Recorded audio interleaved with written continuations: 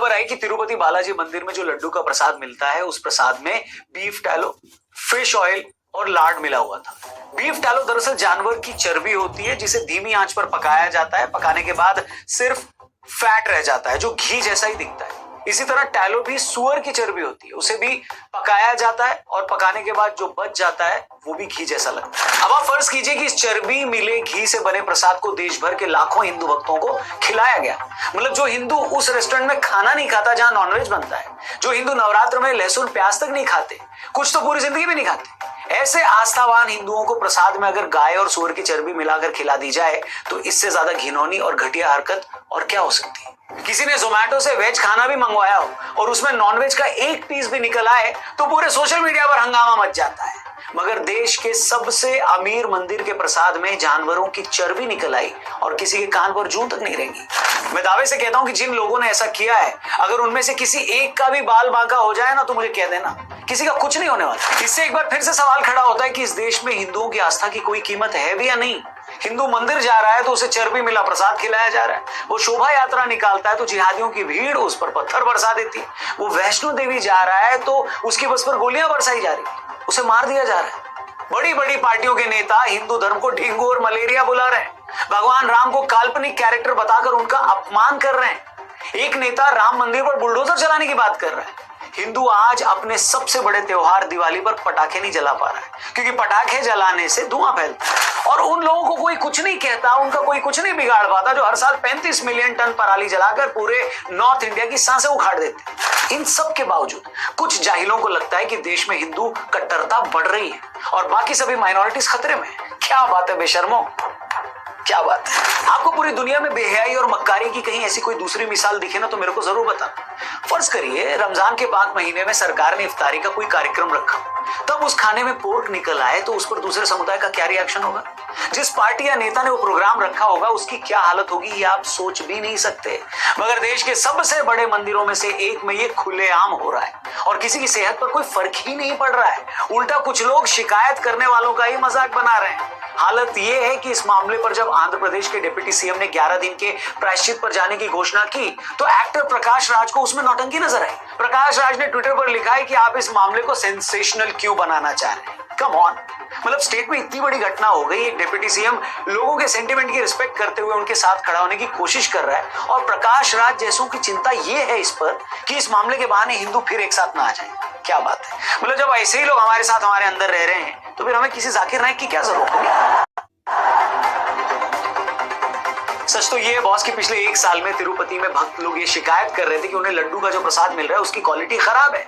उन्हें डाउट था कि उसमें कुछ गड़बड़ की जा रही है, मगर किसी ने इस पर ध्यान नहीं दिया। फिर इस साल जून में चंद्रबाबू नायडू आंध्र प्रदेश के मुख्यमंत्री बनते हैं। सीएम बनते हुए प्रसाद के सैंपल को जांच के लिए गुजरात की एक लैब में भेज देते हैं। जांच हो जाती है। जांच में ये पता लगता है कि प्रसाद में जो घी इस्तेमाल हो रहा था उसमें जानवरों की चर्बी मिली हुई थी। खबर सामने आते ही पूरे देश में हड़कंप मच जाता है। और ये सारा घोटाला कैसे हुआ, जब आपको उसकी वजह पता चलेगी ना तो आप अपना और मेरा दोनों का सिर फोड़ लेंगे। दरअसल सालों तक तिरुपति में लड्डू बनाने के लिए कर्नाटक कोऑपरेटिव मिल्क फेडरेशन की तरफ से सब्सिडाइज रेट पर तिरुपति मंदिर को घी दिया जाता था। मगर साल भर पहले उसने ये कह दिया कि इतनी सब्सिडी पर उसके लिए घी देना पॉसिबल नहीं है। इसके बाद नया सप्लायर ढूंढने के लिए टेंडर निकालेगी। इसमें कुछ कंपनियां 320 रुपए किलो के हिसाब से घी देने के लिए तैयार हो गई। अब आप ही सोचिए, जिस घी का मार्केट वैल्यू कम से कम 500 रुपए किलो है, अगर कोई कंपनी उसे 320 रुपए में देने को तैयार हो रही है तो घी के नाम पर क्या ही दे रही होगी। ये बात एक चौथी फेल बच्चे को भी समझ में आ सकती है, मगर सरकार में बैठे तीसरी फेल हमारे नेताओं को समझ नहीं आ रही। हैरानी ये है कि जिन तिरुपति बालाजी मंदिर की कुल संपत्ति 2.5 लाख करोड़ रुपए है, जिसे हर साल 1500 करोड़ रुपए तो दान में मिलते हैं, क्या वो मंदिर या उसे चलाने वाली सरकार उस मंदिर के प्रसाद के लिए 500 रुपए किलो घी नहीं खरीद सकती। दूसरी बात जो सामने आ रही है वो ये कि मंदिर को जो मिलावटी घी मिलता रहा उसका इसलिए पता नहीं लग पाया क्योंकि मंदिर के पास मिलावट चेक करने वाली एक भी मशीन नहीं थी, जबकि इस तरह मिलावट चेक करने वाली मशीन 75 लाख रुपए में मिल जाती। अब ये बात भी हैरान करती है कि जिस मंदिर को हर साल 1,500 करोड़ रुपए दान में मिलते हो, क्या वो इतने सालों में 75 लाख की एक मशीन भी अफोर्ड नहीं कर पाई। ढंग का घी आपको नहीं खरीदना, मिलावट पकड़ने वाली मशीन आप लेकर आ नहीं रहे हो, तो क्या 1500 करोड़ रुपए ले जाकर शार्क टैंक इंडिया में जज बनना है क्या। हेलो, यहां मैं अंडरलाइन कर दूं कि जब मैं मंदिर की बात कर रहा हूं तो मेरा मतलब मंदिर की तरफ से फैसला लेने वाली सरकार से है। लोगों का कहना है कि ये मामला अपने आप में ये प्रूव करता है कि किस तरह सरकारी कंट्रोल में रहने के कारण हिंदू मंदिरों का नुकसान हो रहा है। अगर मंदिर से जुड़े सारे फैसलों का हक भक्तों के पास होता, अगर वो मंदिर को चला रहे होते, तो 2 पैसा बचाने के लिए ऐसा घिनौना काम कभी नहीं होता। इस हादसे के बाद एक बार फिर से डिबेट शुरू हो गई है कि भैया सरकार आखिर हिंदू मंदिरों का कंट्रोल हिंदुओं को क्यों नहीं दे देती, जब इस देश में मस्जिद को चलाने का हक मुसलमानों के पास है।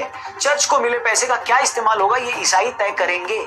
इन मस्जिदों और चर्चों में कौन मौलवी बनेगा, कौन पादरी होगा, जब ये सब कुछ मुस्लिम और ईसाई लोग कर सकते हैं, तो फिर सरकार ने सिर्फ मंदिरों पर ही अपना कब्जा क्यों रखा है, बताओ भैया।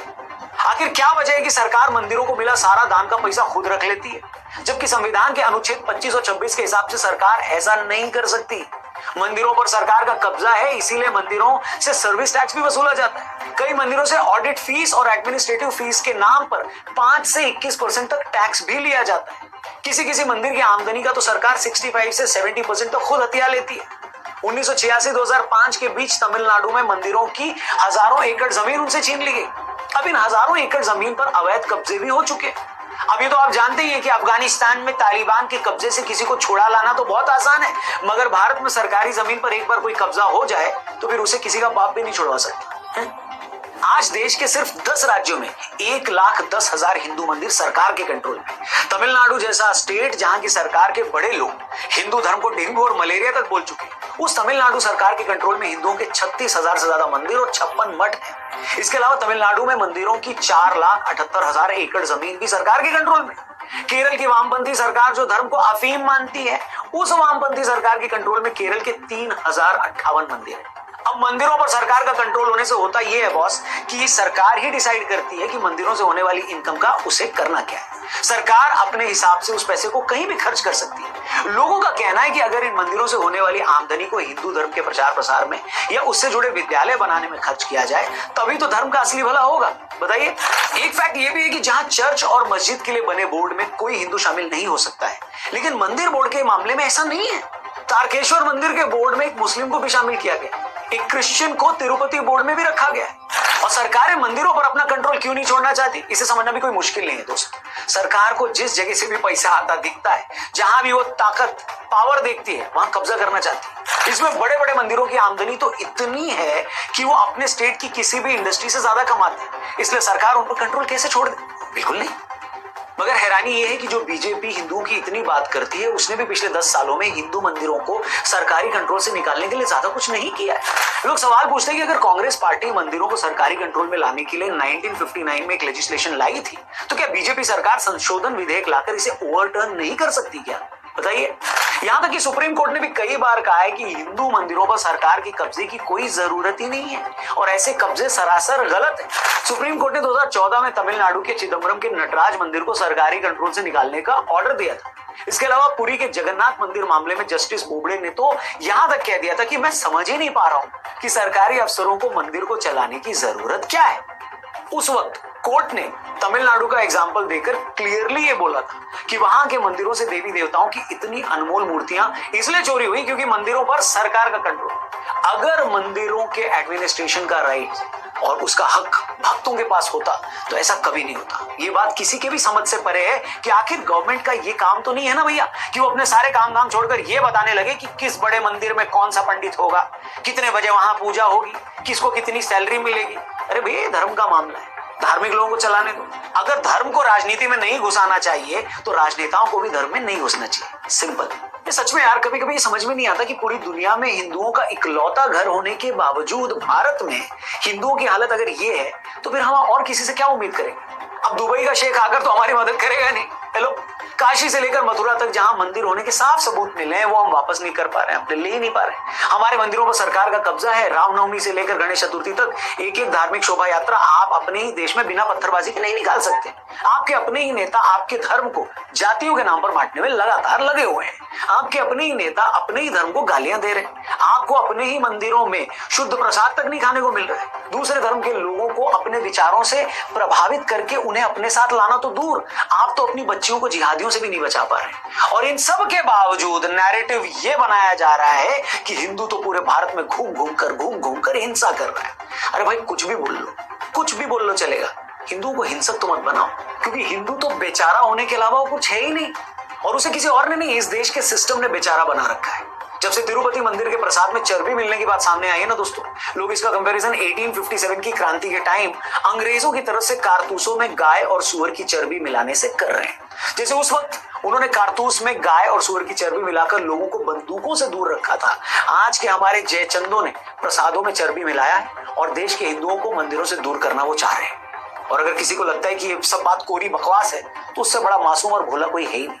बाकी आपकी हिंदुओं की इस बेचारगी पर कोई अगर राय है तो कमेंट करके जरूर बताना। आपके हिसाब से जिस किसी ने भी प्रसाद में चर्बी मिलाने की हरकत की है उसे क्या सजा मिलनी चाहिए, ये भी जरूर कमेंट करके बताना। इसके अलावा वीडियो अगर आपको सही लगी हो तो इसे जरूर शेयर करना, अपने हर एक दोस्त तक इस वीडियो को पहुंचाना, क्योंकि सच जानने का हक सबका है।